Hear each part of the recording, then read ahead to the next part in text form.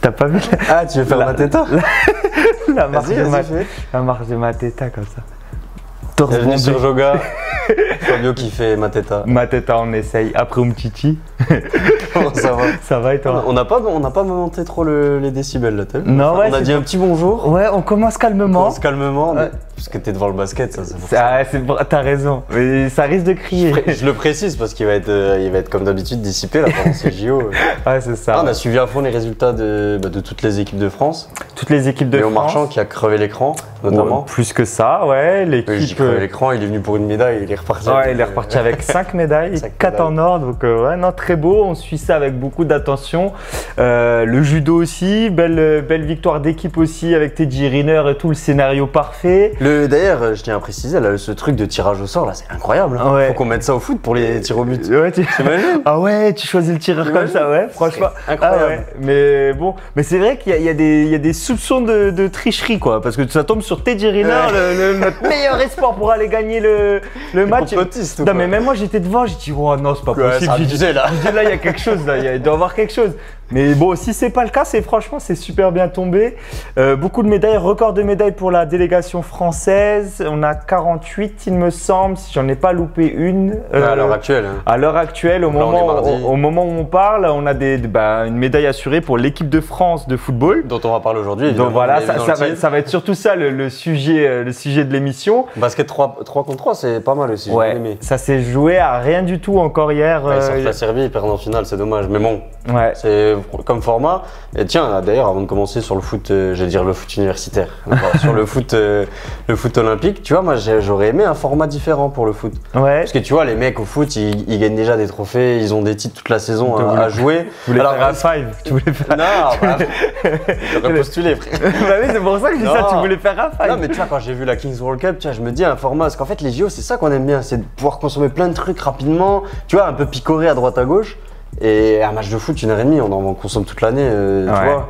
Avoir un autre format, même plus ludique, avec des règles, tu vois, comme je te dis, la Kings League ou du 9 contre 9. Tu sais, tu prends des mecs qui ont 0 sélection en équipe de France ou que des mecs foot amateur, N3, N2, tu vois, pour voir d'autres joueurs. Alors là, ce qui est bien avec le foot olympique, c'est que tu peux convoquer des mecs qui ont, on l'a vu avec la Casette, tu vois, ou même Mateta, tu vois, qui n'auront jamais leur chance chez les A. Ça fait briller des mecs comme ça, donc ça, c'est cool. Et jamais leur chance, du coup, je me pose la question de me dire, est-ce que. Mateta, bah c'est un pétard. Moi, je suis même étonné qu'il n'ait pas choisi le pays de ses origines, je crois que c'est le Congo. Ouais, plutôt peut-être pour faire une CAN et jouer en sélection. Ouais, bah, c'est vrai que je me suis posé aussi la question, mais est-ce qu'il ne va pas peut-être gagner du crédit?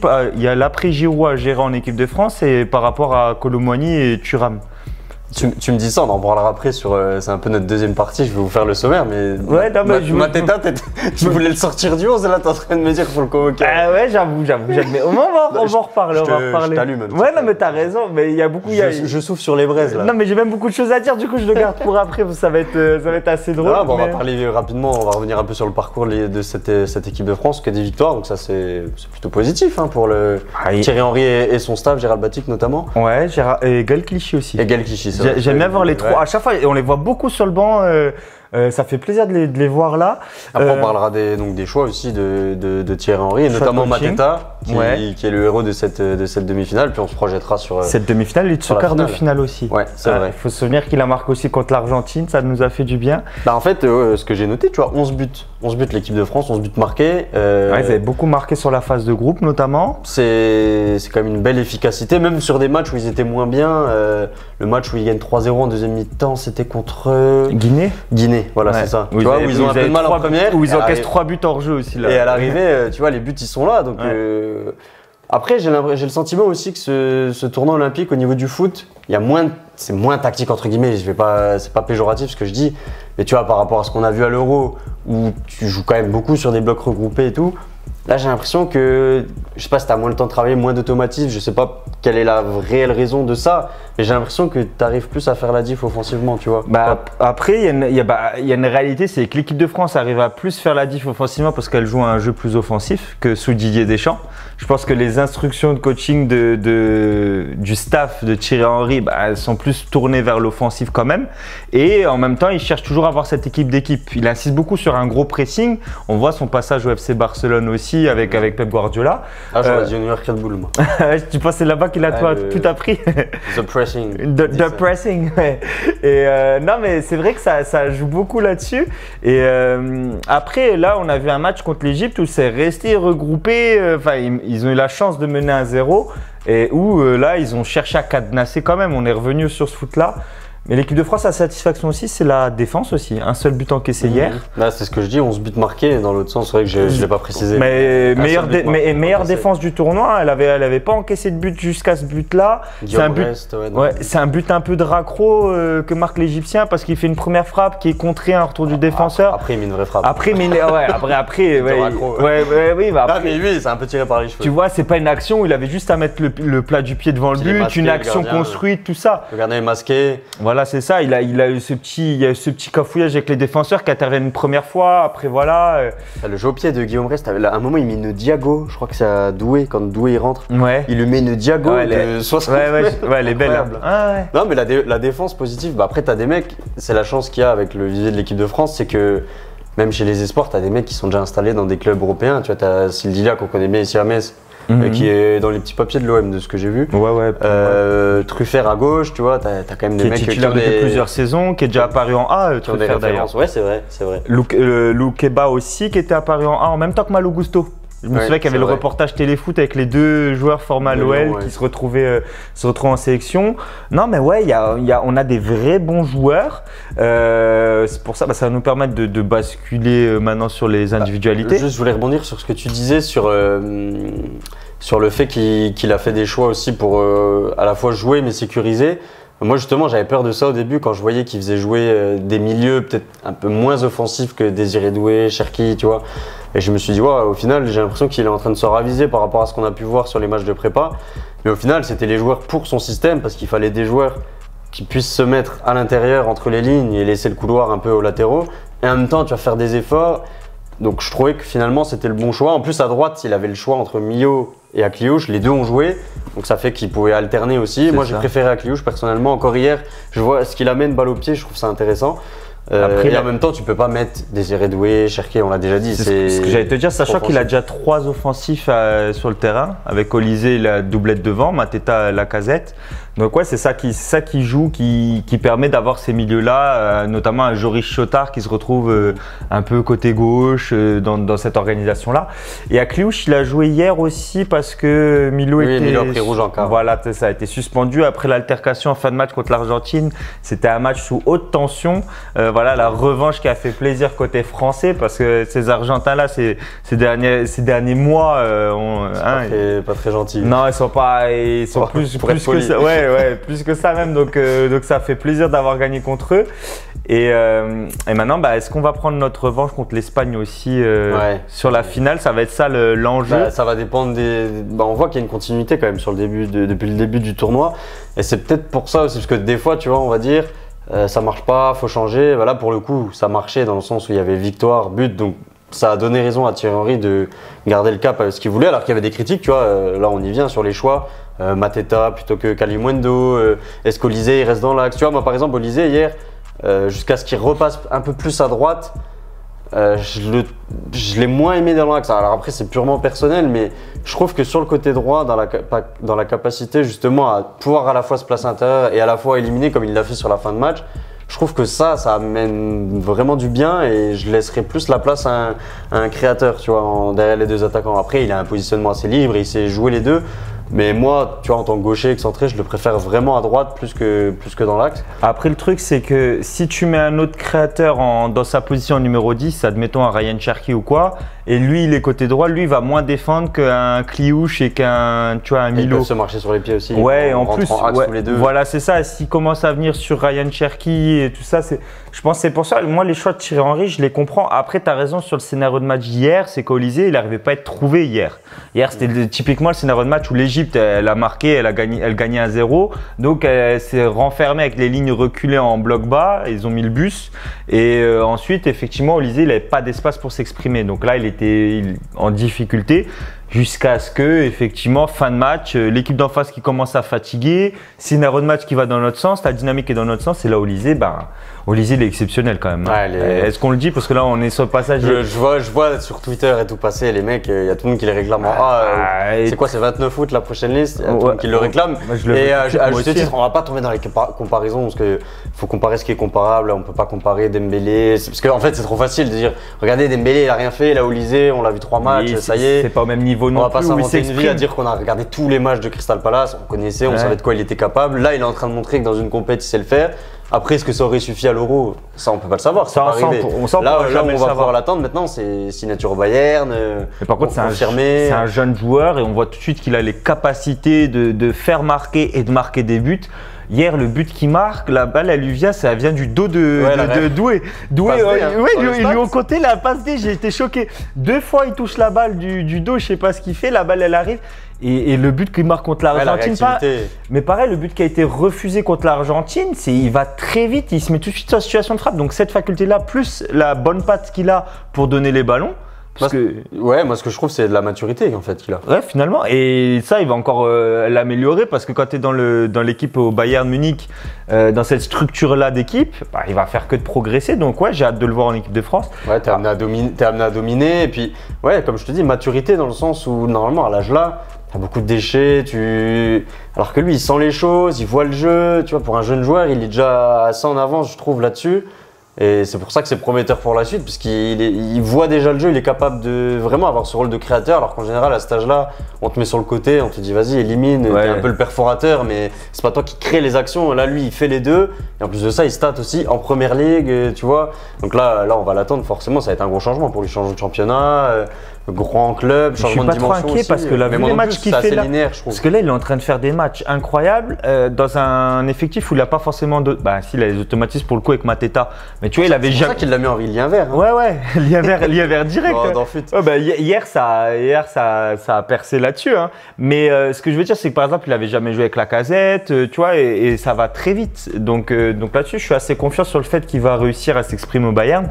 Comme quoi, quand tu mets des joueurs de ballon, ça aide. Hein. Et il y en a pas mal quand même parce que même Joris Chotard, c'est un peu. Ouais, c'est un bon. Tu vois, je pense au manque de joueurs comme ça un peu en A aussi. Des joueurs un peu, justement un peu à l'espagnol, tu vois. Ouais, des petits gabarits. À un moment, il avait Fekir sur le banc, tu vois. Mais comme Fekir, il a jamais trop eu sa chance en bleu. Ça fait qu'il a jamais trop performé. C'est la rotation de Griezmann à chaque fois. C'était un peu ce genre de profil, tu vois, des mecs qui sont techniques. Ouais, mais c'est pour ça. Et Chotard, ça fait plaisir. À Kliouche, il y a beaucoup de ballons. Milo aussi, il a du ballon. Truffert, pour moi, il fait vraiment les mêmes matchs que Théo Hernandez.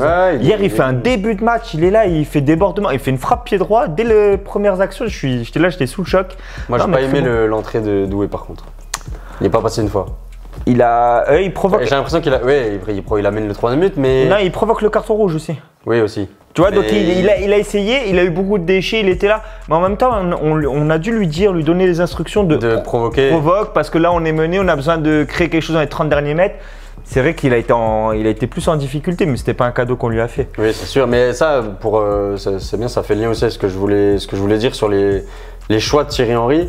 Au-delà du fait qu'il ait fait confiance à ce groupe aussi, c'est que tu vois, à un moment, il veut faire rentrer Cherki, il veut faire rentrer Doué, les deux. Et en fait, par rapport au scénario de match, il s'adapte. Et finalement, Cherki, il n'est pas rentré. Tu vois. Ouais, et parce que là, on revient à 1-1. Alors qu'il aurait pu tomber dans la facilité de se dire, tu vois, peut-être tomber dans la fake, dire c'est à Lyon, ça peut être son dernier match, j'ai prévu de le faire rentrer, je le fais rentrer. Et on voit que, mine de rien, des fois on s'interroge sur la qualité de manager de Thierry Henry, la qualité d'être un grand entraîneur. On va pas le juger là en une compète, en 3 matchs, de dire c'est un grand entraîneur. On ne sait pas encore, il a pas assez prouvé, je pense. Mais là, il a montré par bride que dans sa gestion, il avait une expérience du haut niveau, tu vois. Ouais. Non, mais c'est vrai qu'il tient bien son groupe là-dessus. Ce qui me plaît beaucoup, moi, c'est la mise en place tactique parce qu'il a vraiment réfléchi à un système que tu vois très peu. Ce 4-4-2 losange comme ça avec des Akliouche, des Chotard qui se décalent. J'en avais déjà parlé. Je voyais que Manu Koné sur certains matchs devant la défense. Ça m'a même un peu surpris en termes d'organisation. C'est un choix audacieux qui est offensif et en même temps, moi, cet aspect-là de Thierry Henry me plaît. Après, tu as raison, c'est encore jeune. Voilà, il faut le voir sur plusieurs saisons, pas simplement sur cette compète-là. Et c'est vrai qu'il tient bien son groupe avec beaucoup de caractère. Après, on sait que c'est un mec qui est très droit. Thierry Henry, c'est bonjour monsieur. Non, mais c'est vraiment. La chaise Badiachil, tu te rappelles, non, mais c'est ça. Il y a ça. Il a le respect de l'institution. évolution, le respect des anciens, il est arrivé là-dessus, il a toujours été comme ça. Et moi, ça me plaît, cette poigne-là pour son groupe. Donc là, en plus, il est avec des jeunes et moins de 23. Donc ça, il le tient bien. Donc moi, ça me plaît. Moins de 23, la casette. Ouais, moins de 23, bah, c'est les exceptions. et le gars qui comprend pas la règle. Grave. Et le dernier, on va le citer du coup, Badé, Loïc Badé, ouais. Je suis en train de chercher. Pareil. Mais effectivement, voilà. Touche le poteau hier d'ailleurs. Ouais, et ils ont 2 ou 3 poteaux. À un moment, il y a poteau barre dans la même action. Ah, il y en a plein, ouais. Ouais, c'était Badé, c'était Lacazette la première. Ouais. Et justement, je voulais parler de ça parce qu'on parlait de Cherki.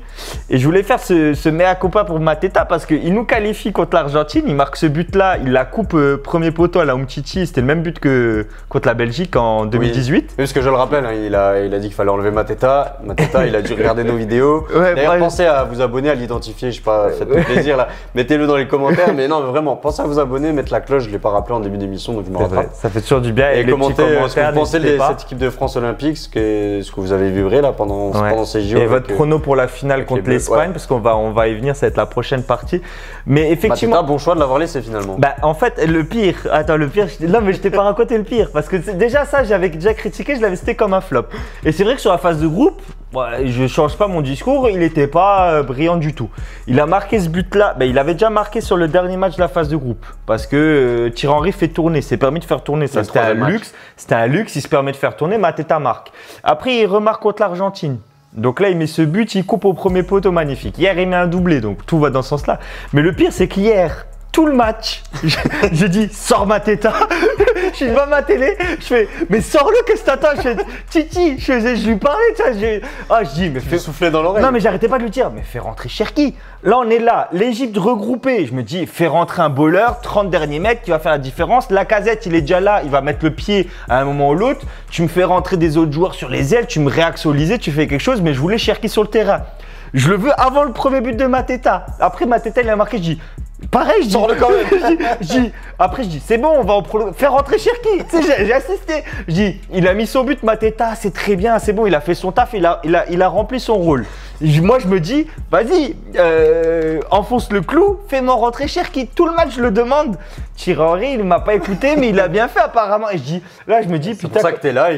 Mais je te jure, mais je me suis dit, c'est dégueulasse. C'est ce que je me suis dit. Je me suis dit, putain, j'aurais pu avoir raison, mais non, là, ça lui a donné clairement raison. C'est pour ça qu'il a maintenu son cap, parce que lui, il savait que c'était ce qu'il fallait pour. Ouais, mais là, ça se passe bien quand même pour lui, pour eux, pour le groupe, pour tout le monde. Pareil. Hein. Non, mais parce que franchement. Le résultat dépend de ce qu'on a notre conclusion. Ouais, parce que ça aurait pu être un choix, là, Didier Deschamps qui paye pas. Tu vois, Didier Deschamps, parfois, ça paye pas. Koulibaly qui rentre, qui marque à l'Euro, ça lui a donné raison. C'était sur un coup de. Voilà, c'est ça. Son camp, en plus, mais c'est ça, mais avant à la Coupe du Monde, ça avait déjà servi. Il avait marqué contre l'Angleterre. Koulibaly, des fois, tu fais le bon coaching et des fois, tu les fais rentrer, les mecs, ils font rien.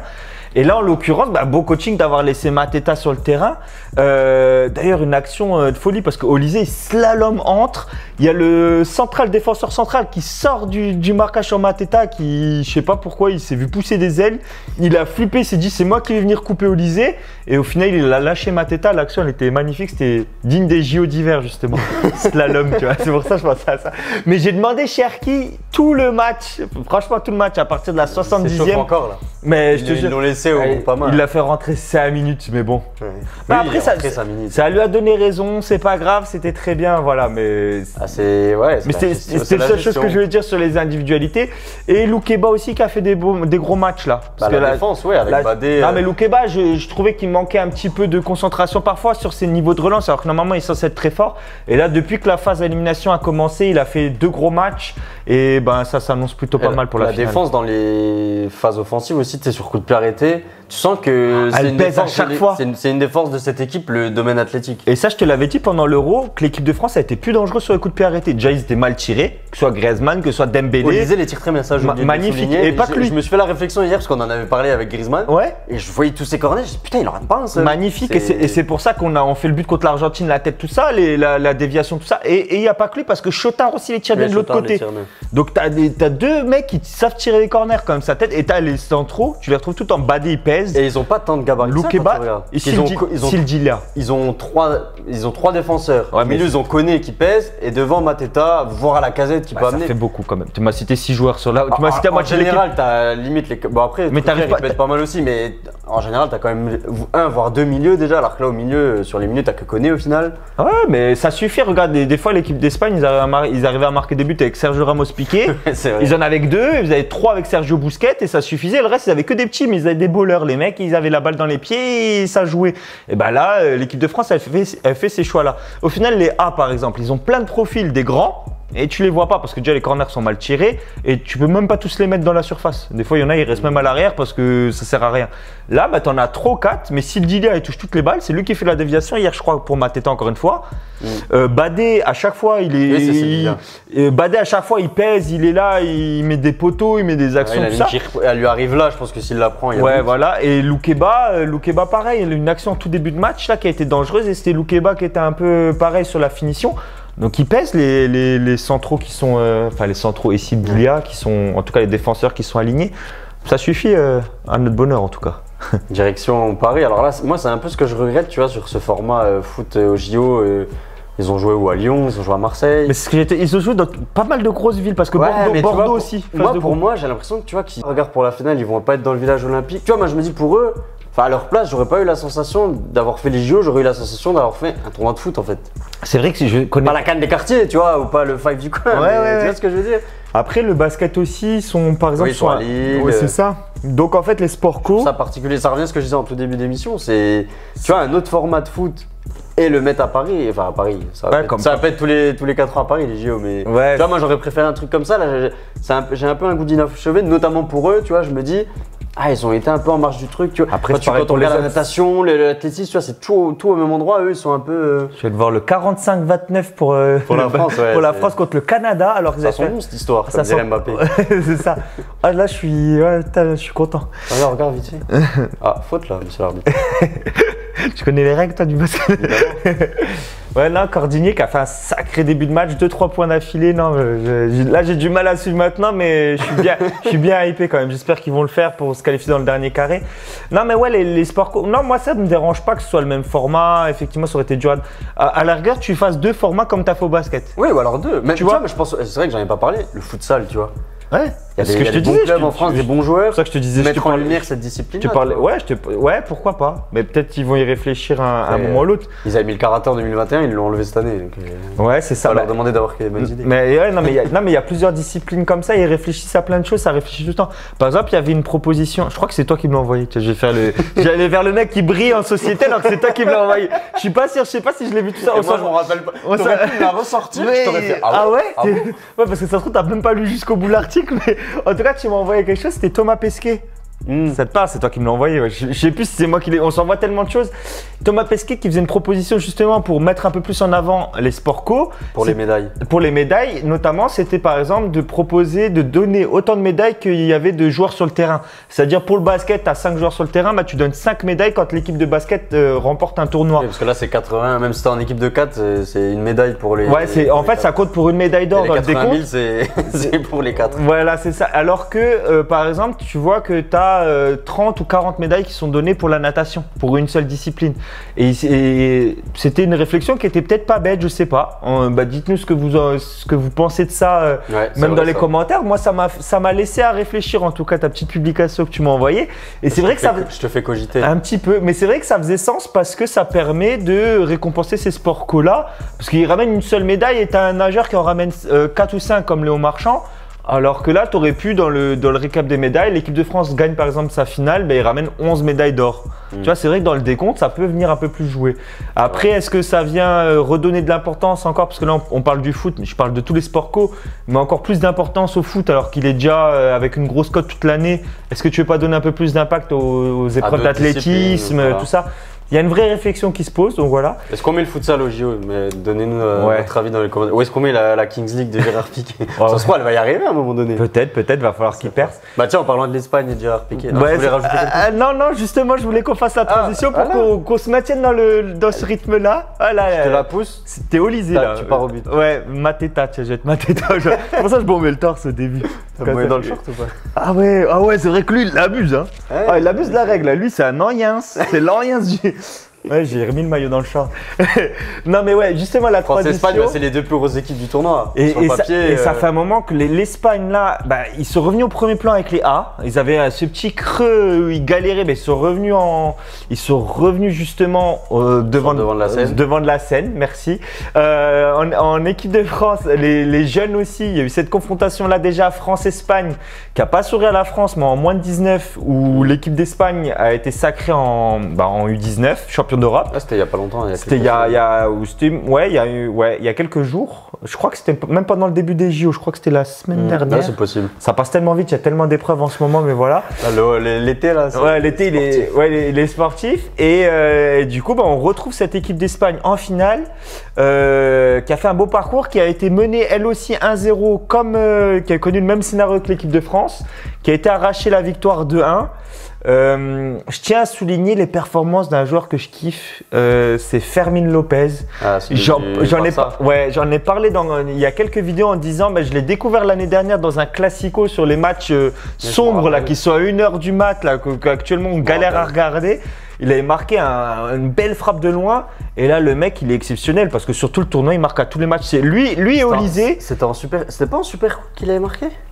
Il a marqué peut-être aussi, mais en tout cas, j'ai le souvenir d'un classico, il avait marqué. Ouais, peut-être. Le but dont je parle, c'est vraiment match de pré-saison, tournée un peu américaine ou quelque chose comme ça. Ce que je te disais quand je suis arrivé, on en parlait là, quand je suis arrivé, je te dis, waouh, les classicos, c'est bon, ils en font. C'est pour ça que ça perd de sa saveur. On sait même plus c'est lequel maintenant, on en a tellement en tête. Une fois, là, il y avait le décompte sur 2 périodes, tu vois. Et la période d'avant, tu avais tant de classicos et celle de maintenant, entre les amicaux et tout ça, tu en avais je sais plus combien par an. C'est clair. Après, ceux que tu as là en pré-saison, ils n'ont pas le même impact non plus.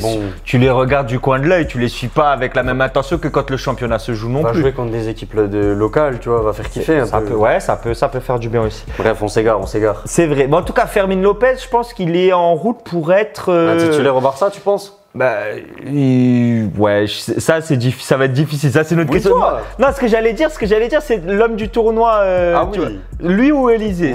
Selon qui va gagner, je pense que ça va être déterminant. Olysée, t'as dit, ça c'est les chambres. Ouais, non, Olysée ou Fermín López, les deux sont pour moi les favoris parce qu'il fait marquer, il marque, il pèse et là c'est lui qui relance complètement l'équipière parce qu'il Lopez, il pèse toutes les faire. Ouais, tu vois, mais effectivement, très fort. Une équipe d'Espagne qui a le même jeu dans toutes les catégories. Non, mais le même jeu dans toutes les. C'est fort quand même. Parce que là, on parle du jeu de Thierry Henry, c'est un autre système, c'est autre chose que tu vois en A. Et tant mieux parce qu'en A, c'est un peu pauvre en faculté à créer du jeu. Par contre, l'équipe d'Espagne. Non, ouais, mais parce que bon, là, t'as un peu. Ouais, ça faisait 3 semaines, je l'avais un peu laissé de côté. Je leur mis une petite là, derrière les oreilles. Mais j'adore Dédé quand même parce qu'il fait gagner. Il a ce pragmatisme là où il fait gagner. Je ne veux pas non plus trop lui tomber dessus. Non, mais je l'aime bien quand même. Mais après, là, voilà, l'équipe d'Espagne, elle joue pareil que ce soit les 17, les 19, les catégories espoir. Tu changes les joueurs, tu mets. Les poussins aussi. Non, mais ils jouent pareil. Ils ont le même jeu. Poussin, Benjamin, tout ce que tu veux. Ça s'appelle même plus comme ça. Pupi. Non, maintenant, il n'y a que des U9, U10, U11, toutes les catégories. Mais ouais, non, ça fait plaisir. C'est qu'ils ont ce jeu-là. Tu sais de quoi nous inquiéter pour le futur de l'équipe de la sélection en A. Ils ont aussi des mecs confirmés, tu vois. Je le disais tout à l'heure avec l'équipe de France, ils ont aussi des mecs qui jouent dans des top clubs. Fermín López, il joue au Barça, tu vois. C'est ça, il joue au Barça. Mais après, un peu moins fort parce que c'est pas un titulaire indiscutable justement. Oui. Et je pense pas qu'il sera titulaire l'année prochaine. Tiens, je te réponds quand même. Après coup, non mais il fallait mon temps de réflexion. J'étais sur une autre analyse. Je pense pas qu'il sera titulaire. Je pense qu'il va gagner ses galons. Mais il faut rappeler qu'il y a Gavi, qu'il y a Pedri qui sont déjà devant lui dans la hiérarchie. Après, des fois, il joue plus haut, non? Il joue pas aussi dans les 3 de devant. J'avais cru le voir un peu plus haut. Après, c'est parce qu'il marquait peut-être. Et dans les rotations, peut-être il joue un peu, mais non, mais je pense qu'il jouera pas. Ça, les créateurs rentrent parfois sur un côté parce que c'est ça. Un faux ailier, quoi. Voilà, c'est ça. Mais il jouera pas, ce sera pas un titulaire indiscutable au Barça. Mais ouais, ils ont pas mal de joueurs, mais qui jouent moins dans des grands clubs confirmés. Et qui ont moins de temps de jeu, je trouve. T'as Abel Ruiz qui a quand même. Il est là, Abel Ruiz. Abel Ruiz, ouais. Lui, c'est le profil à la Morata. Hein. Il a le brassard de capitaine, c'est le neuf qui fait les efforts. Qui a Braga. Ah non, il a signé à Girona, là. Ah ouais, ok. Donc, retour en Espagne pour lui, formé au Barça, justement. Et lui, par contre, qu'est-ce qu'il claquait dans les catégories de jeunes. Je suis un peu déçu qu'il ait jamais percé ce joueur-là. Je l'attendais bien plus haut. Hein. Je l'attendais comme un. Moi aussi, après, il a fait le choix Braga. Mais qui a jamais payé. il a fait quoi 2-3 saisons à Braga sans jamais… il a fait des saisons pleines, on va dire, mais dans un championnat, moi j'aime bien la Liga portugaise, mais c'est pas un des 5 championnats majeurs, tu vois. Et 4 championnats majeurs. Et puis même c'est pas un top. Tu t'es formé au Barça, à la rigueur tu pars du Barça. Il aurait dû partir, mais là en plus. Si tu pars du Barça et que tu vas t'imposer dans un grand club anglais, je sais pas, je te dis un Chelsea, un truc comme ça, ou tu vois. Là en plus ça va être compliqué pour lui de partir parce que Simon Banza est sur le départ, donc ils laisseront pas partir les deux le même été, je pense. Hein. Ah ouais? Ouais, ça peut. Bah, il y a l'OM il y a des rumeurs en voyant Simon Banza à l'OM. Je crois moyen parce que ça a l'air de se débloquer avec Nketiah. Mais... Ouais, ça va. On s'égare encore une fois. C'est vrai, sur les infos mercato, surtout qu'il y en a beaucoup. Ouais. Non, mais l'équipe d'Espagne, en tout cas, elle joue très bien. Moi, ça m'inquiète beaucoup. Je pense que c'est favori sur la finale. On va pas se leurrer parce que là, même si on propose des choses intéressantes, je pense que l'équipe d'Espagne, elle a une telle force, elle a une telle confiance dans son jeu collectif. Je trouve qu'elle a plus de certitude, je trouve. Ouais, mais j'ai l'impression qu'il y a une force collective, entre guillemets. Il y a un vrai esprit de groupe. Tu vois, j'ai l'impression que Thierry Henry, il a bien choisi ses joueurs, il a bien mis ça dans un moule et tu vois, encore hier, lundi, on va éviter de dater, ça dépend quand vous regardez la vidéo, ouais. Je sais que c'est pas agréable des fois, à l'oreille. Tu vois, il y a cette ouverture du score égyptienne, bah derrière ça se ressaisit, puis tu sens que les mecs ils se kiffent, tu vois, tu sens qu'il y a un vrai esprit de groupe et ça peut jouer, tu vois, mine de rien. Ouais, mais je trouve qu'il y a la même chose du côté espagnol, du coup c'est un peu ça s'annule selon moi. Il y a des joueurs qui jouent ensemble depuis longtemps aussi. Et ils ont le même scénario, l'Espagne, et j'ai l'impression que justement cette catégorie espoir, j'ai l'impression qu'ils ont plus de minutes ensemble, tu vois, la catégorie espoir côté espagnol. À voir, moi je pense qu'il y a plus de certitude, j'espère, en fait là je suis en train d'espérer un exploit du côté français. Après ce qui est bien de souligner, parce qu'on est dans le cadre des JO, c'est que déjà minima l'équipe de France a fait médaille d'argent. Ouais, alors en général, moi je suis d'avis à dire quand t'es deuxième, tu t'en fous d'être deuxième, hein, t'as perdu la finale, t'es deg. Après, c'est vrai que là, il y a le petit truc symbolique de ramener la médaille d'argent, même si t'es deuxième. Pour la délégation, tu vois, là, on a un record. Toi, tu peux te dire, j'ai quand même une médaille JO, c'est stylé quand même. Et puis là, tu vois, on est dans un record de médailles français de dire, l'équipe de France de football, elle a contribué, sachant que les dernières éditions, elle a jamais pesé. Dernier titre de l'équipe de France aux Jeux Olympiques, on savait même pas qu'elle avait un titre au football, mais ça date d'il y a 40 ans, tout pile en 84. Mais du coup, oui, l'équipe d'Espagne, je pense que selon moi, elle est tout de même favorite pour ce match-là. On va espérer un exploit pour que l'équipe de France ramène aussi une médaille d'or. Prono. Ouais, j'ai dit l'Espagne, donc malheureusement, j'ai envie d'être. Je sais que tu as envie que la France gagne. J'ai envie que la France gagne. J'aimerais bien que la France gagne, on va dire 2-1. Je pense que ouais, j'aurais dit 2-1 prolongation, tu vois. Moi, je pense 2-1, peut-être. Ouais, peut-être même un tir au but. J'aimerais bien 2-1. Oh, ouais. Ouais, bah après, on a plutôt une bonne défense, mais j'ai peur que ce jeu à l'espagnol, dans les 30 derniers mètres, justement, ils viennent vraiment solliciter la défense française.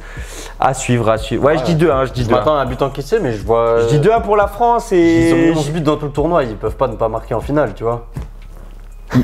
On va finir là-dessus sur Yabusele qui monte les biceps là parce que là l'équipe de France, attends je vais vous dire le score, mais en attendant profitez-en pour vous abonner à la chaîne, pour commenter, lâcher les petits commentaires comme d'habitude. Maintenant vous connaissez sur Manchester là. C'est ça. Vous avez mis la barre trop, après on va pleurer à chaque fois qu'on regarde. C'est clair, assurer le suivi. Et le score d'ailleurs c'est 54-46. Bon, on a montré les biceps, mais c'est ce que j'allais dire. L'avance de l'équipe de France a fondu. Non, mais comme neige au soleil. Comme neige au soleil. Mais je l'attendais. C'était attendu quand même parce que le Canada, elle est forcément Camini. C'est vrai qu'on aurait dit en mode Marly Gaumont. Il parle bien de Gershon Yabusele pour ceux qui suivent le basket. Mais du coup, ouais, on va pouvoir. on va pouvoir suivre ça, suivre justement cette fin de match pour voir si l'équipe de France de basket va aussi en demi-finale. Ouais, non, incroyable. Il est lourd là, Yabusele. Il a le 7. Ce que je te dis. Ah, c'est ça. Il peut que être bon avec un tel chiffre sur le dos, sur le dossard. Mais bien, on vous laisse tranquille. On vous dit à très bientôt. On va revenir. On attend que les championnats débutent pour avoir l'actualité un peu plus chaude. Il y a pas mal de choses. Quelques petits mouvements là. Ça a du mal à se décanter, mais bon, il y a quelques petits trucs sympas. Joao Neves au Paris Saint-Germain. Officiel cette fois. Renato Sanchez, on avait dit qu'on en parlerait. Je pense qu'on fera quelque chose. Peut-être, très certainement. Et Benfica. Et la dernière actualité, le transfert à l'Atlético. De Julian Alvarez. Ouais, c'est accord pour l'instant. Là, accord, ouais, on parle, bien parti quand même. Oui. Alors que ça parlait de PSG la veille. C'est vrai. Bon, ciao du coup les gars. Ciao. Salut.